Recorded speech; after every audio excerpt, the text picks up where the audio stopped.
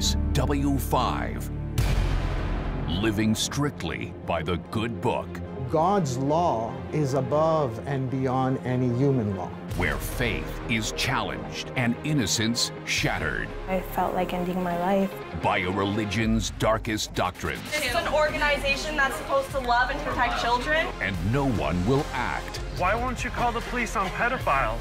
Avery Haynes. Court documents obtained by W5 investigates claims of abuse and denial. Who do you turn to? Who do you have as support? When victims plead for justice. And he said he didn't do anything, so there's nothing that we can do. Scripture shields the accused. There has to be a confession or two witnesses. Survivors are shunned by families and the congregation. They are brainwashing everybody. When blind faith turns a blind eye. And he told me that I'm a liar.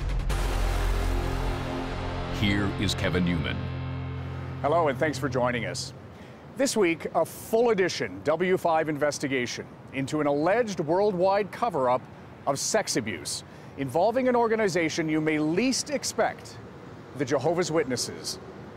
The sect is involved in lawsuits in Canada and around the world, alleging its doctrine victimizes abused children. W5's Avery Haynes travels to London, New York, California, and across Canada to hear from victims who say that religious rules and intimidation ensure trauma is rarely, if ever, reported to police.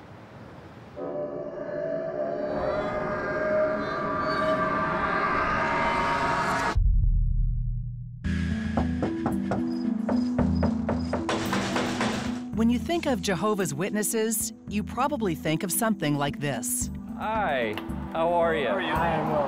How are you? I'm good, how are you? Good. My name's Parker, this is Spike. Polite disciples going door to door, gently spreading Jehovah's word. But the doorstep conversations on this day are anything but routine. We're just informing people about a dangerous group that's in your backyard. A dangerous what? A dangerous group.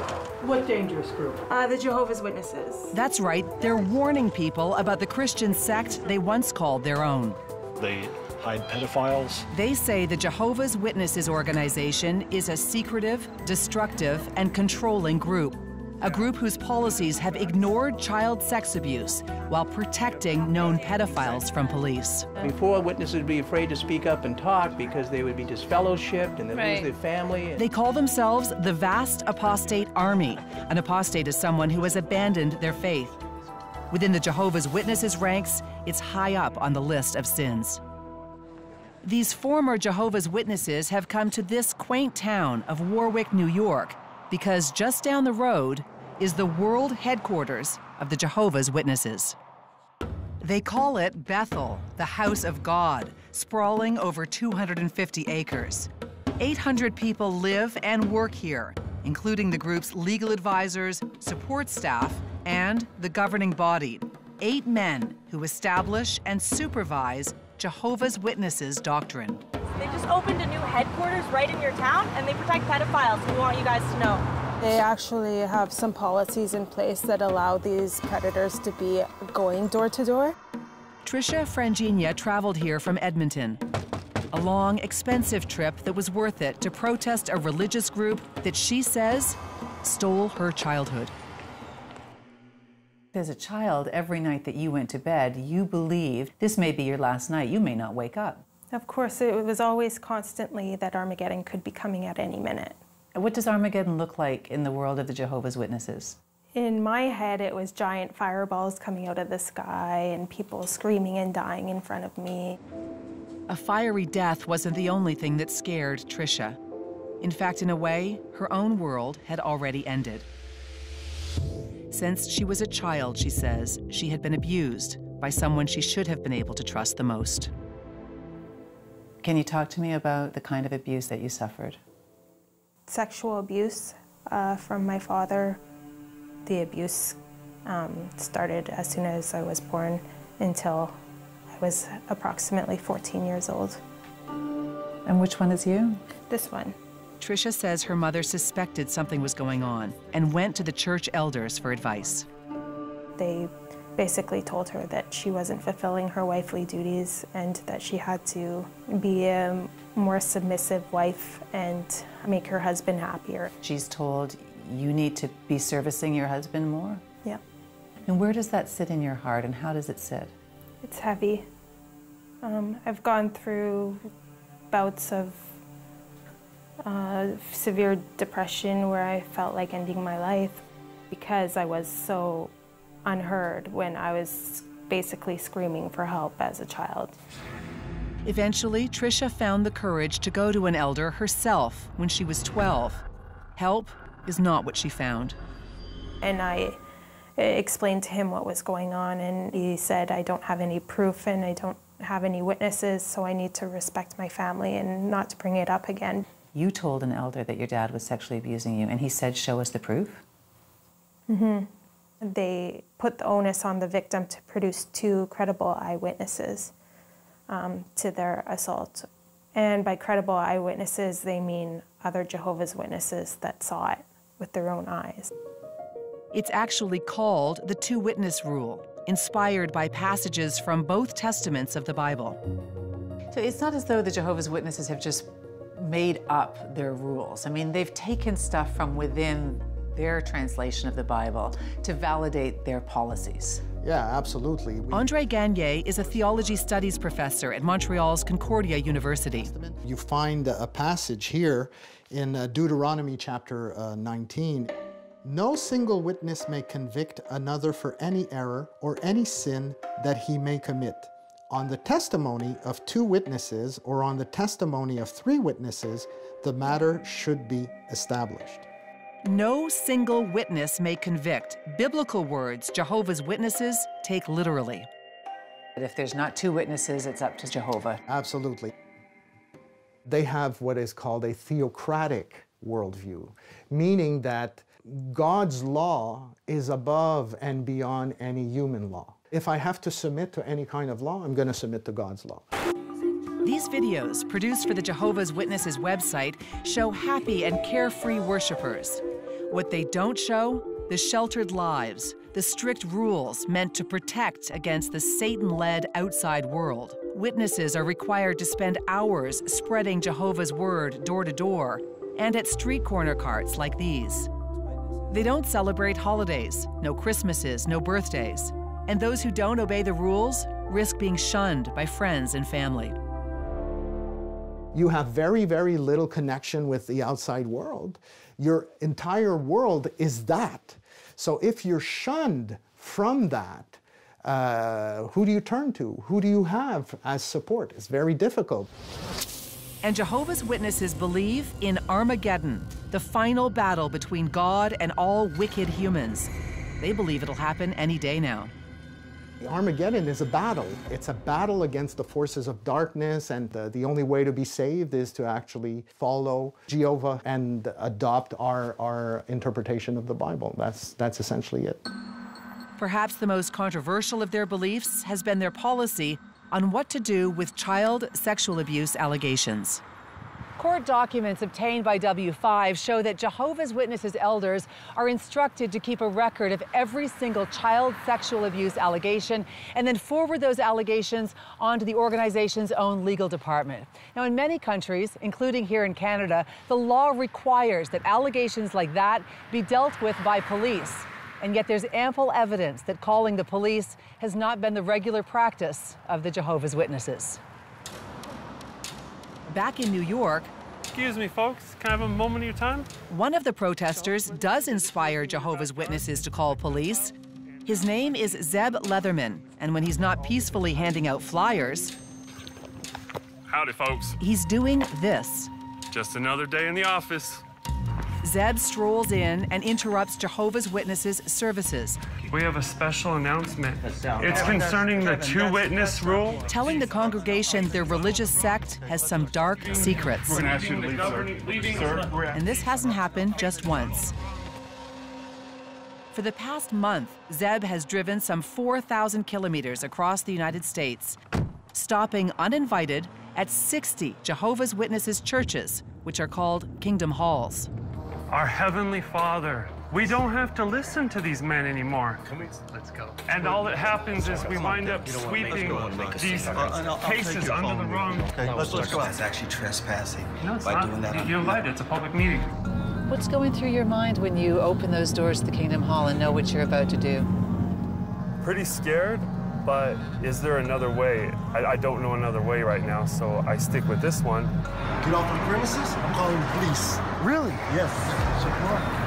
They usually call the police, and then they usually grab me, manhandle me, and throw me out. Hold on. Hey. Why won't you call the police on pedophiles? Hey. It's the only way I personally know that I can really make a difference.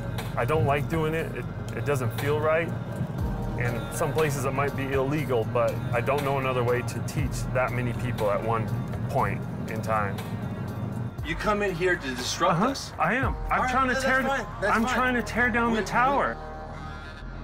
Zeb was born into a Jehovah's Witness family, but left in his 20s when he started doubting their strict interpretation of the Bible, including that two-witness rule. Now, his entire family shuns him. What's your point? Why are you doing this? Because my ultimate goal is to free my family from this cult. Today, Zeb won't be alone. When he slips into this Kingdom Hall, just outside the religious group's world headquarters, a dozen of his fellow protesters will join him. They've sneaked in and spread out among the congregation. And as soon as the opening hymn ends, they start the interruptions, camera phones rolling. If I could just have your attention for a moment, guys. I want you to ask your elders about the two-witness rule, because the authorities are not called when children are abused. The Watchtower Bible and Tract Society of New York is being investigated. I'm talking here, sir. I'm sorry. We're asking you very nicely at this time to leave. So please Google all you can, folks.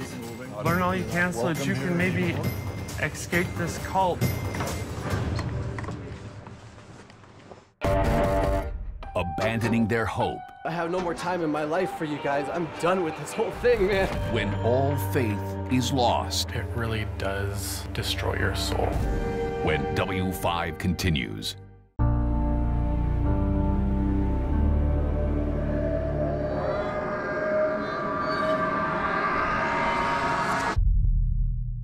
The Watchtower Bible and Tract Society of New York is being investigated. I'm talking here, sir. I'm sorry. A dozen former Jehovah's Witnesses have infiltrated this Kingdom Hall. It's a few miles from the religious sect's world headquarters in New York State. Among them, Canadian Tricia Frangina from Edmonton. My father sexually abused me for the first 14 years of... They say Jehovah's Witnesses policies fail to protect child sex abuse victims, shield pedophiles, and shun people who speak out. And they want this congregation to hear what they have to say. I was raped and was told you shouldn't have done that, and I was disfellowshipped for it. 18 years old and not allowed to have my mother talk to me for a year. One after another, the protesters stand up to make disturbing allegations. Allegations that many of these congregants have likely never heard before. My ex-husband is a pedophile. He raped 2 children in the Kingdom Hall. He is still allowed to be talked to by everybody. This is an organization that's supposed to love and protect children. Your invitation to be here has been revoked. Don't shun your children. JWFacts.com. After several minutes, everyone is finally ejected, and the chaos spills outside. But the accusations continue. Can I ask you, how many pedophiles have you encountered in your record as an elder? I'm sorry, there's no comment. Yeah, you treat us like we're dead. I will not hate you guys. I will not hate you. You look at me like I don't exist. I'm telling you, as a man, I'm right here. So I have no more time in my life for you guys. I'm done with this whole thing, man. Done. A single police officer shows up, and the group slowly leaves. They reassemble in a parking lot across the street, happy they forced a different point of view into fresh ears. Tricia Frangina, who says she survived years of sexual abuse as a child, thinks the protesters' plan wasn't perfect, but it's still worth celebrating. You could tell that people were just like, oh God, like plugging their ears. But there were a couple in the front that seemed really affected by it. So you never know who's gonna go home and try and find the truth. The police officer returns a few minutes later, and the group thinks that they're going to be told to leave. Obviously, it's private property, so you have to leave, and you guys. But instead of asking them to clear out, he has something else on his mind. Holy Spirit, what's your view on that? It's an active force, just like we're breathing here. For the next 20 minutes, the group and the cop talk religion. I know the Christian church and the Jehovah's Witness obviously have some theological differences. The reception much friendlier than what they got at the Kingdom Hall. All right, well, good luck up there, and good luck to the Warwick police officers up there. Thank you so much. Have a good rest of the day. Have a great day. The group may be small and their tactics improvised, but what they're saying echoes a much larger movement that's being heard in courts and high levels of government around the world. I swear by Almighty God. In 2015, an Australian Royal Commission investigated how the Jehovah's Witnesses organization handles allegations of child sexual abuse and how often those allegations are reported to police. It's not done unless there's a legal requirement for it to be done, is there? That is true. After weeks of testimony from victims, elders, and experts, the commission concluded, we do not believe that children are adequately protected from the risk of sexual abuse. They went on to state, we do not consider the Jehovah's Witness organization to be an organization which responds adequately to child sexual abuse. In this exchange, senior counsel of the commission, Angus Stewart, refuses to let a Jehovah's Witness elder deflect blame. What ability have we got to protect every child in Australia? What you can do is you can report to the child protection authorities. And that is done in some cases. But generally it's not done, is it? No. The commission also uncovered what had, up until that moment, been just a rumor, that the Jehovah's Witnesses kept a secret database of every single known and suspected child abuser within their congregations. Not one was reported by the church to secular authorities. Since 1950, JW elders in Australia have documented potential child sexual abuse cases against 1,006 members. Not one of them ever reported to police. Half a world away, Jehovah's Witnesses are also coming under legal scrutiny in the United Kingdom. How difficult is it to litigate the Jehovah's Witnesses? They're extremely difficult to litigate against. Kathleen Hallisey is a London-based lawyer who won the first ever judgment against the Jehovah's Witnesses in the UK for historic sexual abuse. Her office has become the go-to law firm for challenging the Jehovah's Witnesses. Do you believe that the Jehovah's Witnesses have a policy that purposefully protects pedophiles and puts children at risk? I do. I would describe it as a scandal and a global cover-up and a protection of abusers. At the risk of children? Absolutely. Hallisey says a British public inquiry is looking into how institutions have failed to protect children from sexual abuse, and there's now public pressure to open a separate investigation that focuses solely on Jehovah's Witnesses. If you have a policy that requires there to be a second witness to child abuse, it means that virtually every allegation of child abuse is going to go no further. And that puts the child at risk, it puts other children at risk, and it protects the person who's the abuser. And now Canada has joined the fray. 2 class action lawsuits have been filed against the Jehovah's Witnesses, officially known as the Watchtower Bible and Tract Society. The courts haven't yet certified either lawsuit, which accused the organization of failing to protect children from sexual abuse. It is a captive organization, so that means you can never leave. Christian Gutierrez was one of those children. He's the public face of one of the lawsuits, a suit that seeks $66 million and will represent dozens of alleged victims. I like this one. Christian and his wife Katya live here in Calgary. Christmas ended months ago, but their apartment is still peppered with decorations and even a tree. We are obsessed with Christmas because we've only celebrated Christmas 4 times. We weren't allowed as Jehovah's Witnesses, so it's really special and we try to keep it up as long as possible. 4 years ago, both were disfellowshipped, cut out and shunned because they started questioning the authority of the leaders. But it took years of fear and abuse to get there, starting when Christian was just a child. I remember I used to be a child that liked to dance a lot, and as I was getting older, that started to stop.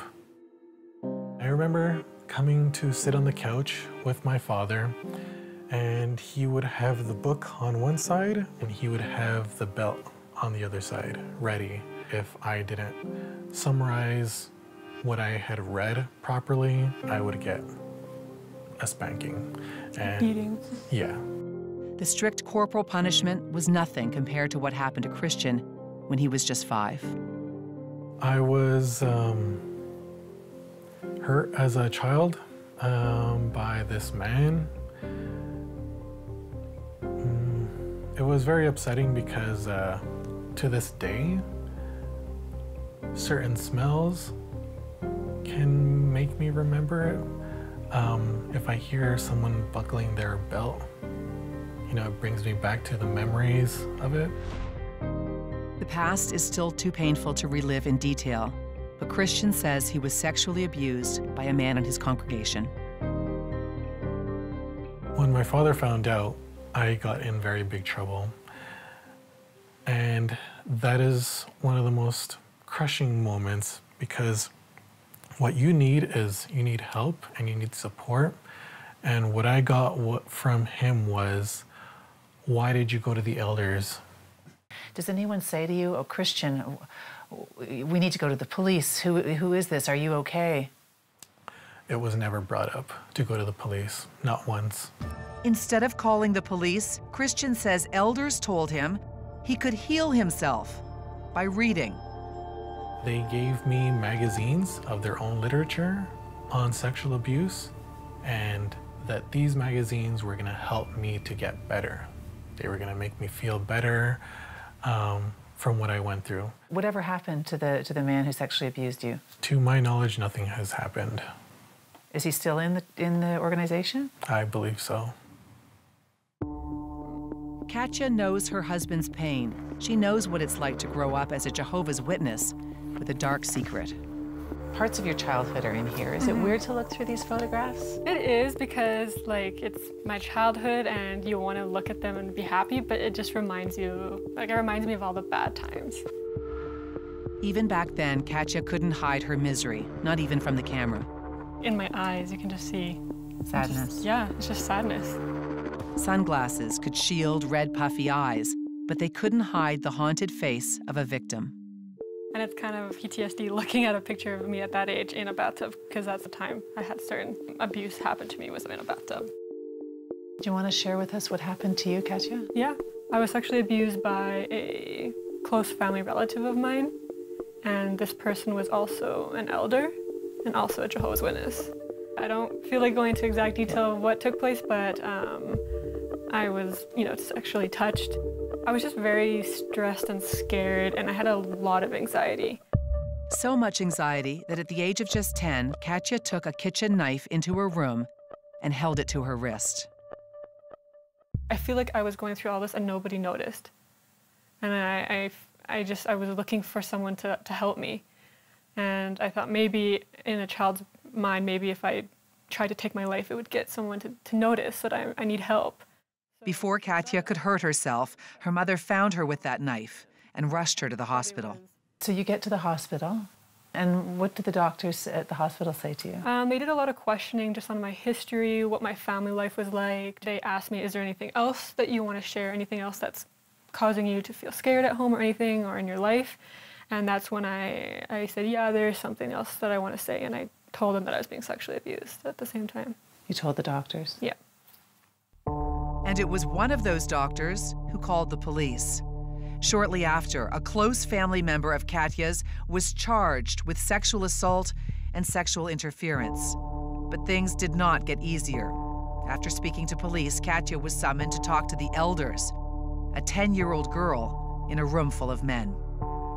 What did they specifically ask you about the sexual abuse? I remember the elders actually asked me, do you know if there's 2 other witnesses involved to this? And I said no. And they said, well, there's nothing we can do, leave it in Jehovah's hands. They didn't even say, "We're sorry to hear what happened to you," or anything. Katya says one elder took it even farther. And he said if you really were sexually abused, that you would have squealed like a pig, which you did not, which means it never happened. And he told me that I'm a liar and that I need to clear this person's name and tell the police what I said was not true. Katya refused, but it didn't matter. Before the trial, her alleged abuser fled to Europe, where he lives to this day and is the father of 2 young girls.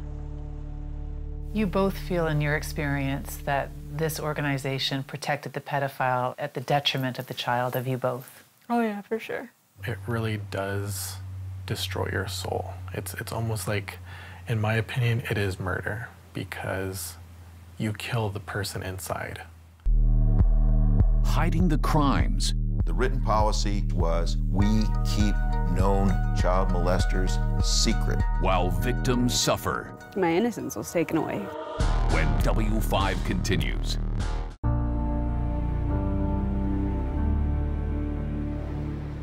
Welcome back to W5. Avery Haynes' investigation into the Jehovah's Witnesses doctrine has unveiled sexual abuse survivors who claimed they reported their abuse to elders, but police were never called in. Well, now some of those victims are taking the religious sect to court, which will be a difficult and costly battle.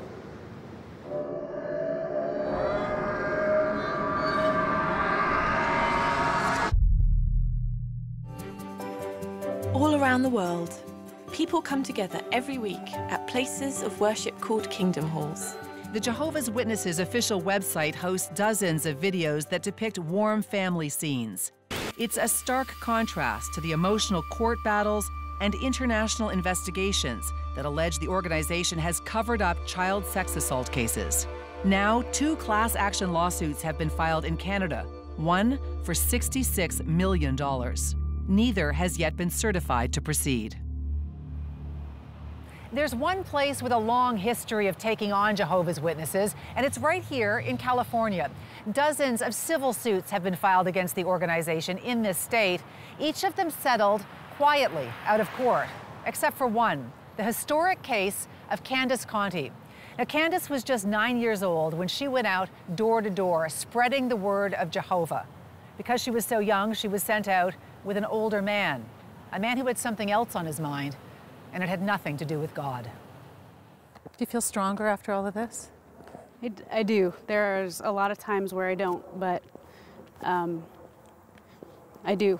Candace grew up as a Jehovah's Witness and from an early age embraced everything it seemed to offer. She wanted to get to heaven for a very specific reason. My grandfather died at a really, well, for me, a really young age. And the thought that I could see him again was one of my driving forces to be the best Jehovah's Witness that I could be. And to do that, you know, you spend your time, you spend your energy, you go out and you talk to people, and you try to bring them into the fold. Candace's door-to-door minder was this man. Jonathan Kendrick was 41 years old in 1995. Instead of taking Candace to preach Jehovah's word, he took her to his own house, repeatedly, for more than a year. How old were you? I was 9. Can you give me a sense of what happened when you were a 9-year-old girl? I was taken advantage of. My innocence was taken away. Her innocence may have been taken away, but her fight most definitely was not. Candace kept the abuse secret for years, but when she was 16, she searched Kendrick's name online and found this, a public child abuse database. He was a convicted child molester. She knew she had to speak up. The sense of guilt that I had felt, I think, had pushed me to trying to prevent this from happening to other children. Candace reported her allegations to an elder. It didn't go well. You walked in and said to the elders, I'm also a victim. I am also a survivor of this man. And what did they say to you? I was literally told, quote unquote, what do you want me to do? Start a holy crusade? Months passed and Candace was finally summoned by the elders. They told her they had interviewed Jonathan Kendrick. And he said he didn't do anything, so there's nothing that we can do. You know, and so that's where that terrible, hideous two-witness rule comes into play. The two-witness rule, a Bible-inspired doctrine that dictates elders cannot discipline someone unless there are two witnesses to the alleged sin. You can't even really wrap your head around that, you know, a two-witness rule. I mean, you don't have one witness to a child molestation, you know. So but Candace didn't back down. Instead, she got a lawyer. I describe Candace Conti as the client that I hope every good lawyer gets once in a career. Rick Simmons was Candace's lawyer. These are exhibits, and they represent a couple of smoking guns in the Candace Conti case. They do. One is a letter sent by the elders at North Fremont Congregation, where Candace had been a member all of her life, 2 years before the sexual abuse of Candace by Jonathan Kendrick began. The letter says Kendrick admitted to elders that he sexually assaulted a girl before they paired him with Candace. In this deposition video, you can hear Rick Simmons ask an elder about that admission. Do you recall becoming aware of a report of sexual abuse of a child by Jonathan Kendrick? Yes. He had called us to his home to discuss or to confess to an incident with his stepdaughter. So they knew that they had a sexual predator in their congregation who was going out with children. They knew that. And what about this one? This is a body of elder letter, and it instructs the elders in every congregation in the United States that if they receive a report of child molestation within their congregation, that they are to keep it secret. The letter states there is a time to keep quiet. Problems are created when elders unwisely reveal matters that should be kept confidential. It was an order, and the elders obeyed. We don't make that public to the congregation. It's confidential. The written policy of the governing body of Jehovah's Witnesses was, we keep known child molesters secret. The jury awarded Candace $28 million, the richest judgment against a religious group for one person in U.S. history. Since then, it's been whittled down to just under $3 million. And that's because an appeals court decided that the organization did not have a responsibility to warn the congregation about Kendrick. All of that money aside, she didn't get what she was after, which was a change in the policy. I don't think she got a formal change in the policy, but the publicity, the knowledge that when your doorbell rings on a Saturday morning, the person standing there could be a convicted child molester posing as a religious believer. That message has gotten out.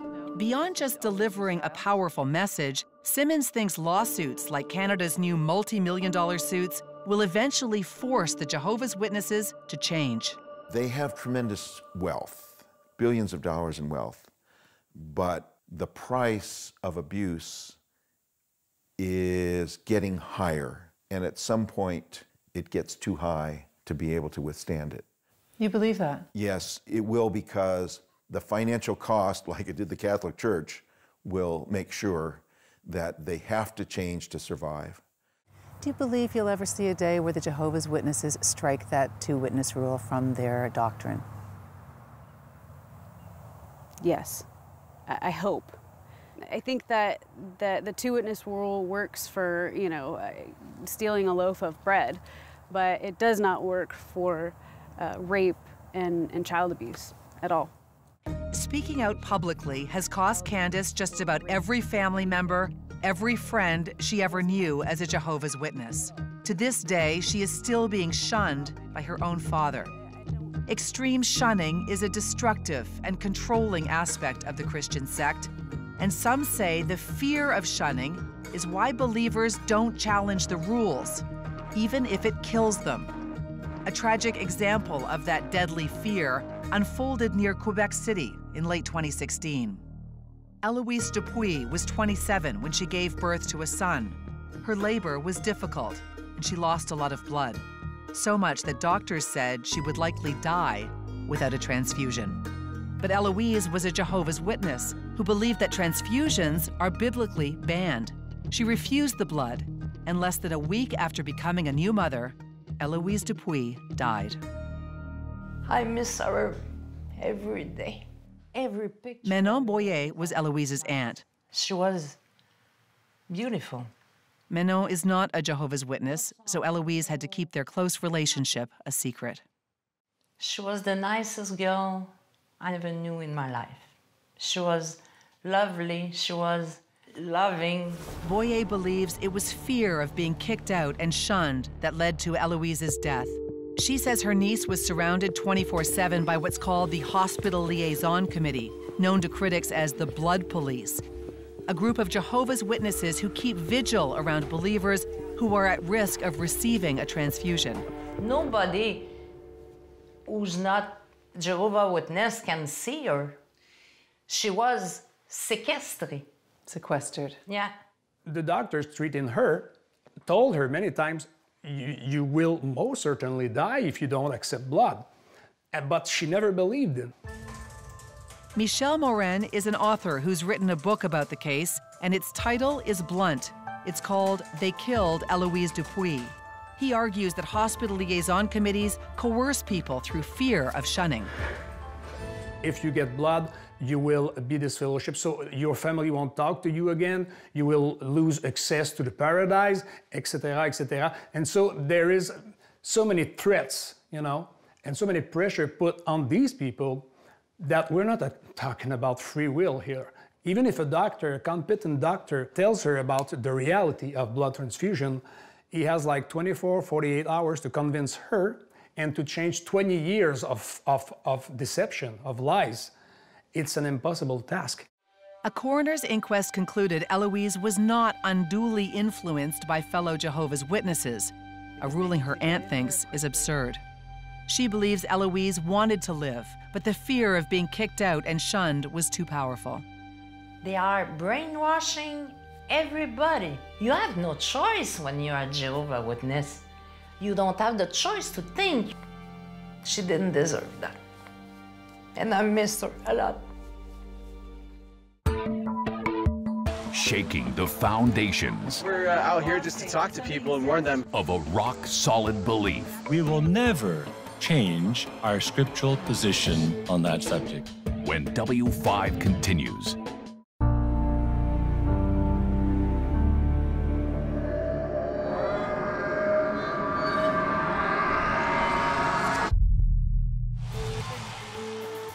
They call themselves the Vast Apostate Army, former Jehovah's Witnesses who are speaking out against the Christian sect they say covers up allegations of sexual abuse within its ranks.